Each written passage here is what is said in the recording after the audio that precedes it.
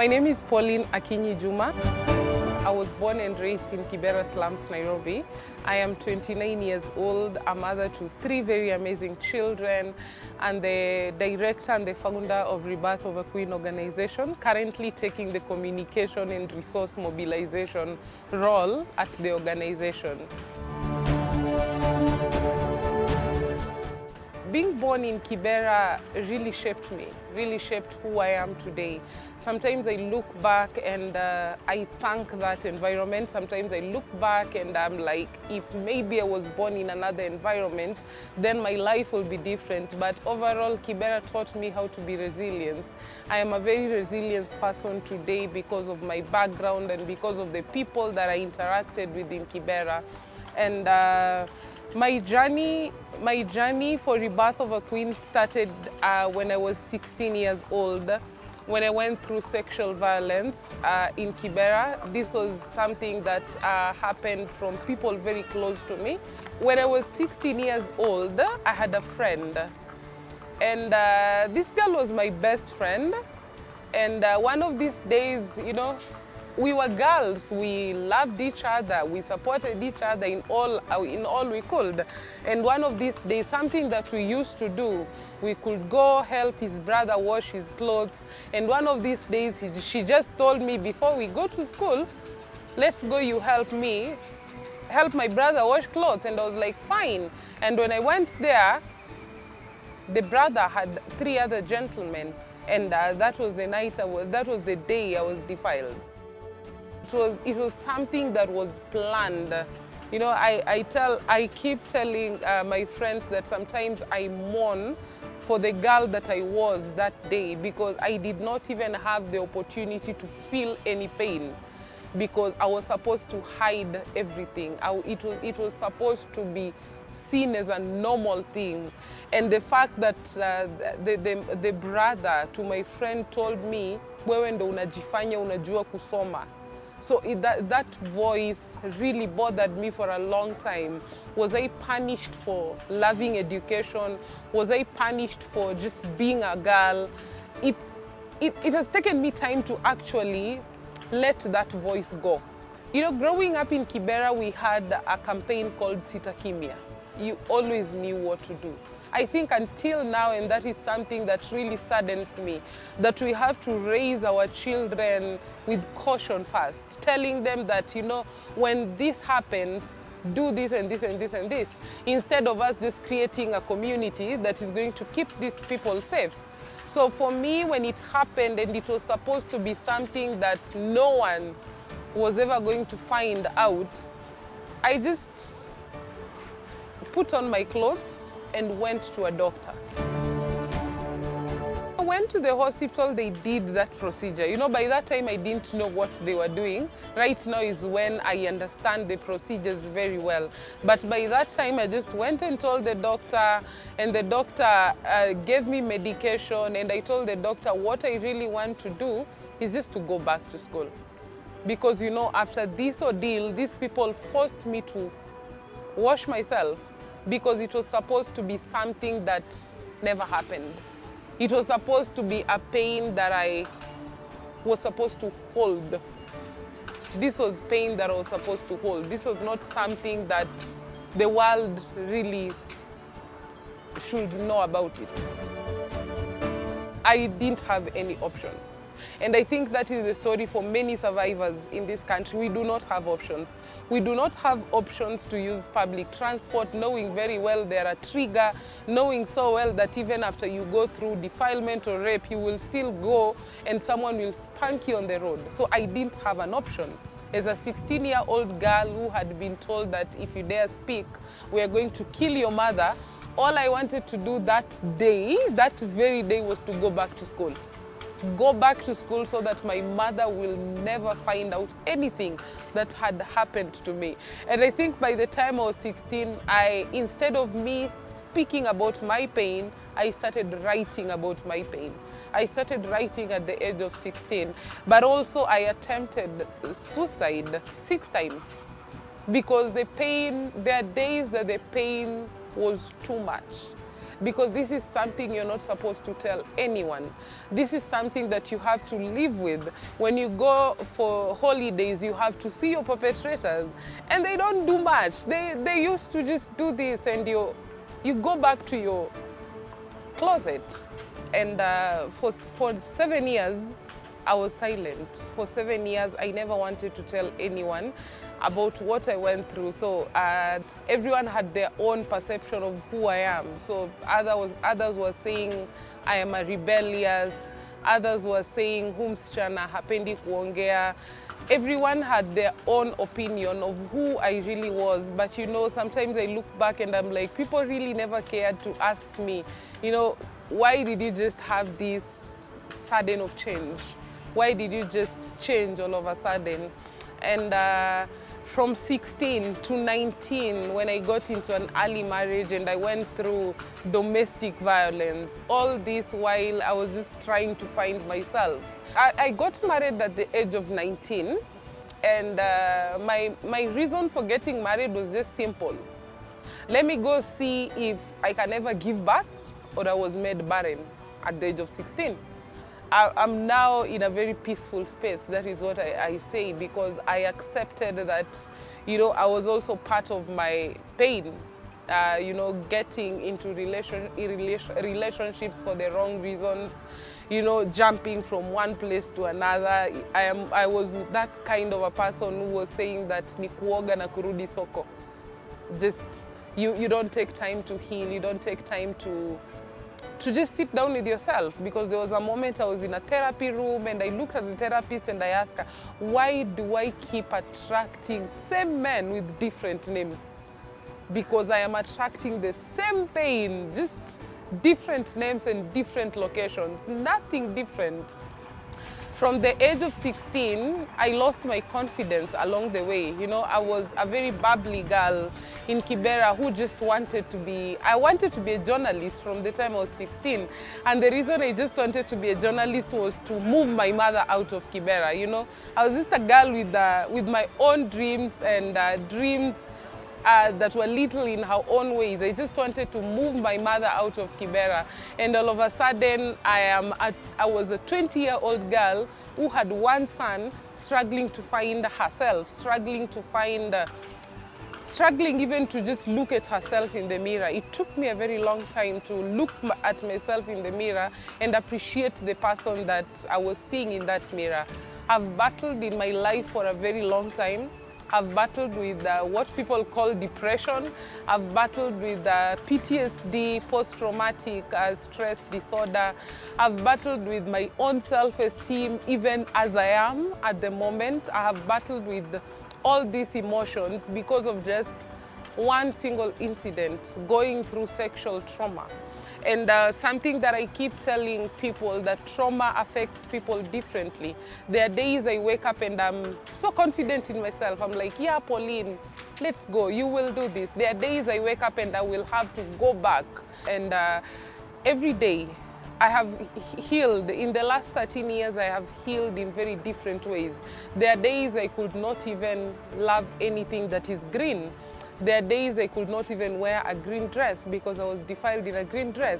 At least in 2022 January, I did a shoot on my birthday with a green dress, but after doing the shoot, I was like, no, I'm not ready, let it stay there, because healing for me comes in phases. Healing for me has come with its season, and something that I really appreciate it every day. I appreciate my healing. Sometimes it's so hard. Sometimes I want to ask for help. There are times I don't even want to ask for the help. But for me, one of the best gifts that I've given myself in my healing journey was founding Rebirth of a Queen. Rebirth of a Queen is a story. One day I was writing a poem. This was just one of the days I had hit rock bottom. And I was writing a poem to my 16-year-old self. And I was forgiving that girl that had to be silenced. I was forgiving that girl that carried shame that was not hers. Because for a long time I have struggled with shame, guilt, and fear. So I was writing a poem to that girl, and just at the end of the poem I wrote, and this is the rebirth of a queen journey. And for me, that name stuck. It stuck with me. So rebirth of a queen has a different meaning for different people. You know, rebirth of a queen might mean you just picking up your crown and wearing it again. Rebirth of a queen might mean to another person getting that crown that is really paining you and putting it away and get a crown that you deserve as a queen, because rebirth of a queen is a community of survivors of sexual violence, domestic violence, and human trafficking survivors. And sometimes when I look at them, I'm like, you know, if a 13-year-old girl can come to our safe house and leave their children at home, go to school, then I have more reasons to wake up and fill my cup so that it may overflow, and these girls get a life. Rebirth of a Queen, if I can just speak about it, is a community-based organization that supports survivors of sexual violence and human trafficking victims. And Rebirth of a Queen Heart is a rescue center where we rescue survivors, where we give them food, shelter, and clothing, everything that makes them human. And Rebirth of a Queen has an education program where survivors are being taken back to school. Rebirth of a Queen last year in September launched a training center where we are training young women, girls, and survivors how to sustain themselves through hand job skills. We have leather products, they're making leather products, they're making sandals, they're making paper packages, and we have a photography class. The purpose of the photography class is actually to teach survivors tell their stories in their own ways, to tell their stories in ways that empower them. All these projects that we are doing, apart from just them sustaining the lives of the girls that we have and sustaining the organization, it's also to support survivors tell stories in their own ways. And for me, Rebirth of a Queen every day has a different meaning. Today, Rebirth of a Queen meant that I wake up and go find hope for other women in our country. Tomorrow, Rebirth of a Queen might mean me just sitting down and rest, actually, and look at the girls that we've supported and get strength from them. So Rebirth of a Queen is a journey, a different journey for each and every one of us.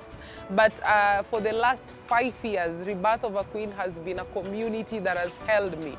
You know, sometimes we feel like when we are supporting people, they're actually the one who need help. But sometimes when you start something, when you do it, most of the time you get help from it.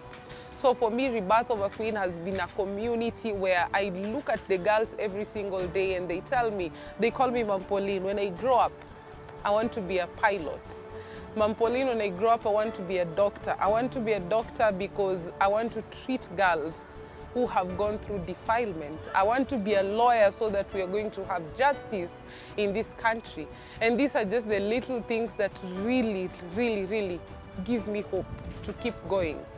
The fact that 10 years from now, we will have girls who are entering into law schools because they have a passion to bring justice to survivors. We will have girls who will be doctors because they want to make the medical procedures for after defilement are very easy procedures. So these are just the little things that gives me hope every single day. Whenever I'm like, you know, sometimes I wake up and I tell God, you know, I know you called me, but today I am tired. I am tired. And then you think about all the dreams that girls tell you and you're like, no, I will do it. I will keep on doing it. So for me, Rebirth of a Queen has been that community. Apart from just rescuing girls and young women, one of the things that I'm really passionate about is sustainability, economic empowerment for sustainability, for young women, for girls, and for survivors. I dream of creating a sustainable world for survivors where they can work without being re-traumatized, where they can access education without being re-traumatized, And I dream of creating a world where the systems will be eased for survivors to get justice. So we do a lot of work on sustainability, on economic empowerment, of financial literacy, and a very interesting aspect that I learned last year was to heal that part of us that is really attracting wrong financial decisions. We call it healing the financial trauma in us. I'm a survivor of sexual violence. That was when I was in Form 2. And it was by a person who was really close to my heart, someone who, like, I thought he'd be the one to support me, but at the end of the day, he was the one who broke my heart. And I knew Rebirth of a Queen through Facebook. I met Pauline through Facebook. That time I was still in Form 2.